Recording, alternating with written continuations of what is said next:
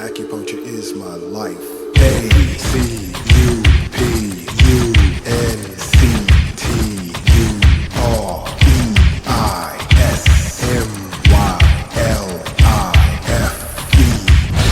Let us begin.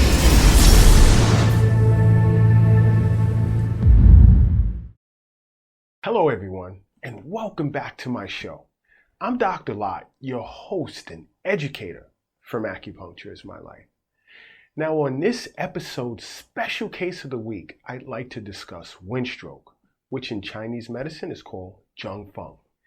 Now wind stroke is considered a disorder which is manifested by sudden loss of consciousness with unilateral weakness, numbness, paralysis, and dysphagia, or a disorder manifested by sudden onset of unilateral paralysis and facial paralysis without actually experiencing unconsciousness.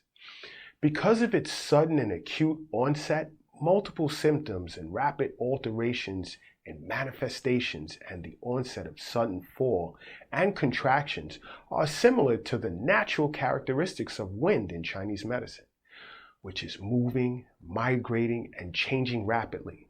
That's why in traditional Chinese medicine we call it wind stroke. Now, relevant diseases related to wind stroke are hemorrhagic CVA, ischemic infarction CVA, transient ischemic attack, subarachnoid hemorrhage, brain tumor, cranial arteritis, Bell's palsy, and facial paralysis. Now, in traditional Chinese medicine, there are four etiology and pathogenesis related to this disorder, which are 1, unconsolidated channels with the invasion of exterior wind. Now, in this case, wind stroke involves exterior and interior causes. When protective qi is unconsolidated, it fails to defend the body from exterior pathogenic invasion, causing stroke. Now, to add to that, exterior wind may also trigger the pre-existing phlegm, which is sometimes internally hidden, which together they obstruct the channels and lead to wind stroke. Now, without systemic symptoms such as loss of consciousness, this type of wind stroke has clinical presentations of facial paralysis and sensory or motor impairment. Now, the next is improper diet. Now, improper diet usually impairs the spleen's function to transform and transport. Now, this type of impairment causes generation of phlegm, which usually covers the heart's orifice, or it obstructs the flow in the channels. Now, corresponding manifestations usually include loss of consciousness or hemiplegia and aphasia. Now, the next is emotional stress. Excessive amounts of emotional stimulation can affect both the heart and the liver, and when disturbed by intense emotional stresses, heart fire flares up, whereas hyperactive liver yang would also generate liver wind, mutually aggravating each other.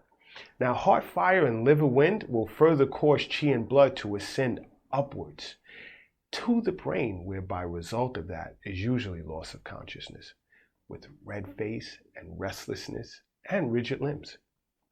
Now, the next is prolonged exhaustion.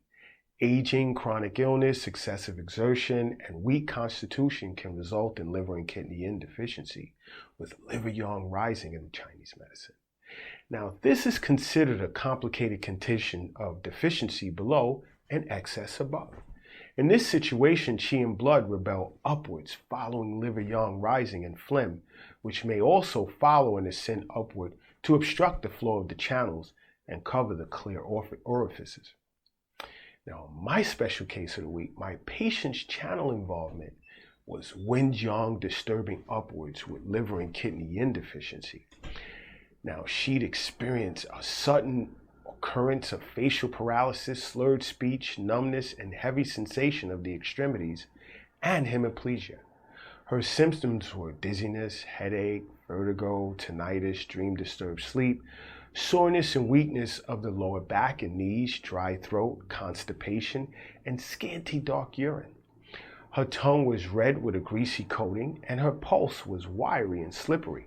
As a result, I knew I had to nourish the yin and subdue the yang and extinguish the wind and unblock the channels.